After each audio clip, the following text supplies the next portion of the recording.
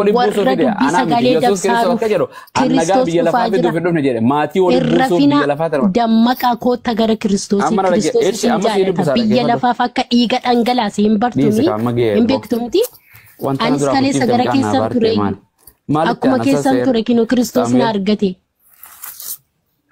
hin badde dura sin jaalata gooftaan sin jaalata mana Oromoo keessa kota sinjala tawakai kota. Hindi jala dapat dong Wanggilnya itu milik yang aja lah milik ojra. Ustaz. Angga sinteksi bab tani भी macam masani rateksi tak ada bisa. Akas. Debat. Akan aja macam masani rai beta. Namni gowan karai rayomu adiemu. Iyu wahubacu hindandau. Namni gowwan gararra deeme iyyuu waa hubachuu hin danda'u. Gowwaa ta'uu isaa ofirratti hin beeksisa. Isiniin baanaa bar eenyuun dhugaadha jechuu jirtati. Eebbifami dhugaa waan sabii hin kuttee mucaan hin jirti qooyi. Eenyuun dhugachaa jirta isin warra gararra deeme iyyuu.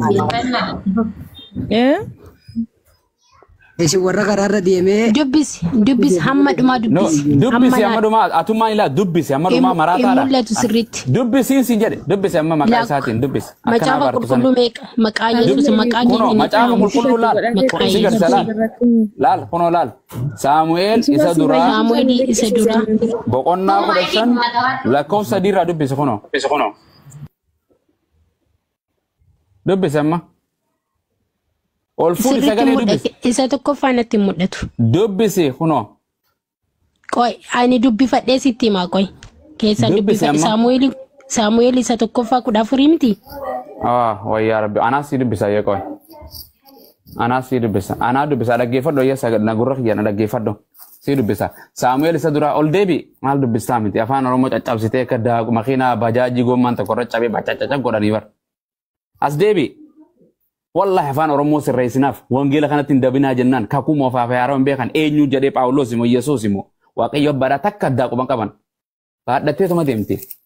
Mee gaafi tokko si gaafadha naa deebisi mee. Qoy. Amma dhaabbadhu intala kana wajjin fitadhaa mee dhaabbadhu Yesuusati hin dhufa Yesuus dhugaadha.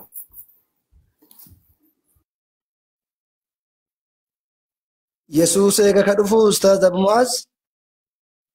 Naam. Yoo isin isii wajjin xumurtan anilleen immoo Saawudiillee ni dhufa jedhanii isii bira.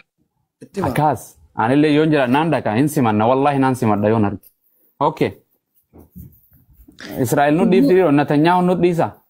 Miti mee ani laali. Ayye mucaan olaa deebitu qoy. Wanti jechuudha. Wanni isa kan yoon duraa xumurtu eessami. Isuma kanaaf hin dubbisee bakka tana.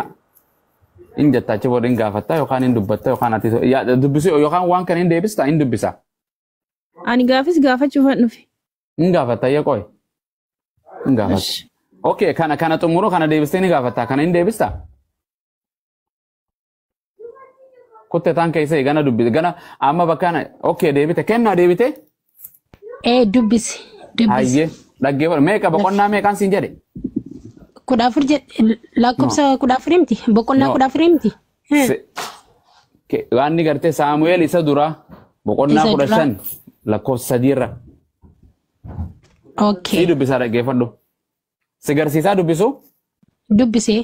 Si garsiisamoo akkanumatti hin dubbisamoo si irra kaameraa irra qabee. Wayne musliima kanneen maqaa Yesuus. Musliima dhiisee anaa hojii haasa'u jirtaa miti kiristaanuma jedheen beeku ani. Maaluma wanni xeenaan keeti nagaa foonii fi hafuuratti. Xeenaan kee ila iddoo san bicha lakkoofsatti san hundaan dubbista tokkoffaarra naa dubbisa tokkoffaa dhugoo tokkoffaarra naa dubbisa. Hayyee si dubbisa dhaggeeffadhu tokkoffaarra si dubbisa mata dureellee si dubbisa mata dureellee tani mogaa kan mata dureellee si dubbisarra.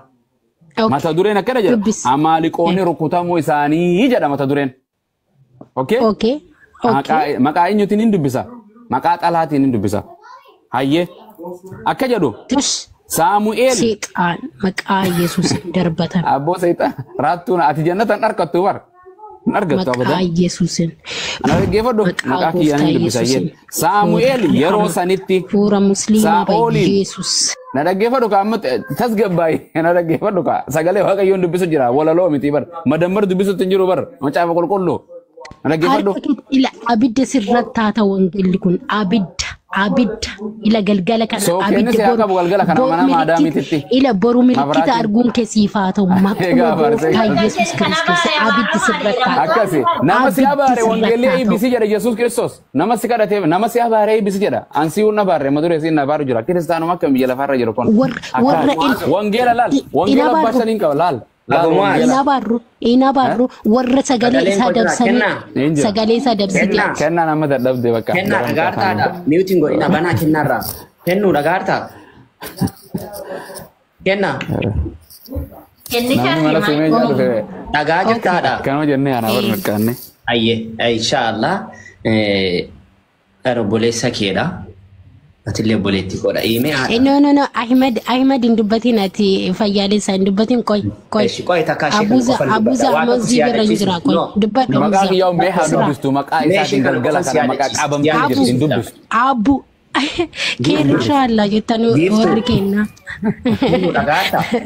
warra kenna university arga ke kenna Ahmed waa tokko qofa sitti darbuufi waan kun waan si fayyadu dhaborii fi sechuudha No, ani gorsa tokko ila haadha ko. Gorsa miti gorsa miti. Isin duraan ma hojii deemte habibi kiyya amura tokko qabnaa bisin mee haasi dhageessu. Galata. Bisiniif kenna. Seechuuf dhabeetta kennu. Waan abu mu'aazi siif hin dubbisa jedhani yoo tole jettee sii dubbisu rakkoon qabuun dhaggeeffatta yoo tole jennes rakkoon qabu mirga keedha waa tokkoon seedha hafuura sheekii hafuura caate hafuura maalii satettu kana.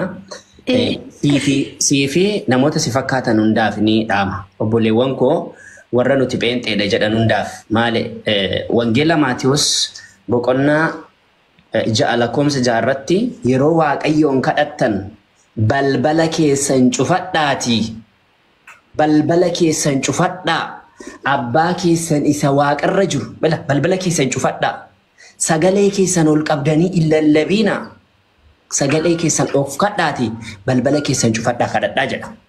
Siif galaa jira maqaa Yesuusiin akkasaa ta'u maqaa Yesuusiin akkasaa ta'u yeroo jedhu kana of mul'isaa fakkaata.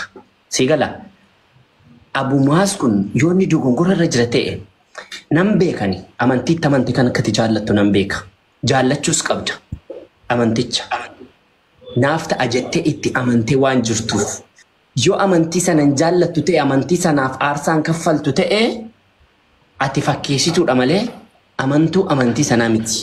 Si galee nama akkasiidha amantii kamitti yeene kan amantii sana sirriitti qabatee keessa jiraatu. Garuu namaaf ammas qabxii isa lammataa siifaa ilaalu siif tittaa dubbisu jechuudha. Hafuura caatii hafuura musliimootaa yeroo jettu kana dur yeroo nan biyyee jiru namoonni tokko tokko akkasiin jedhu.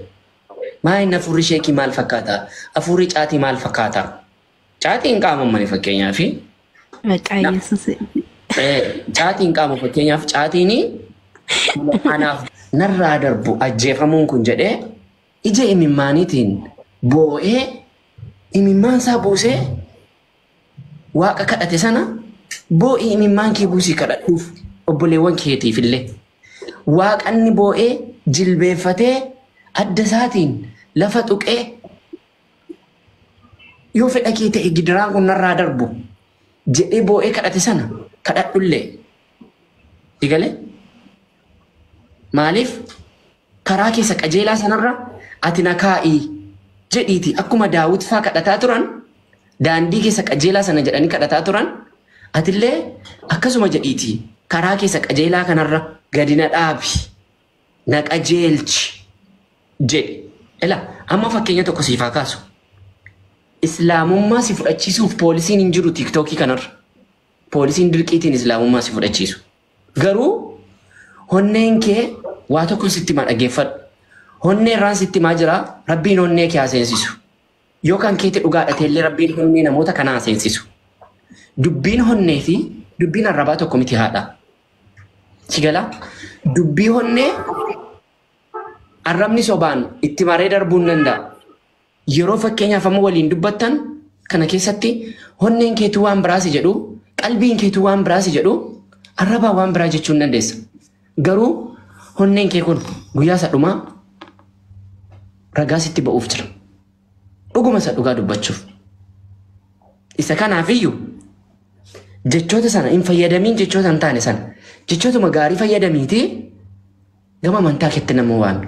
Bakka kanatti dogongorteetta isa kana kanaaf dubbatame yaa Abu Mu'aaz jettee jedhuu baattis rakkoo tokko hin qabu siif hin ta'uudha malee namoonni barbaadan kottu Abu Mu'aaziin arrabsa.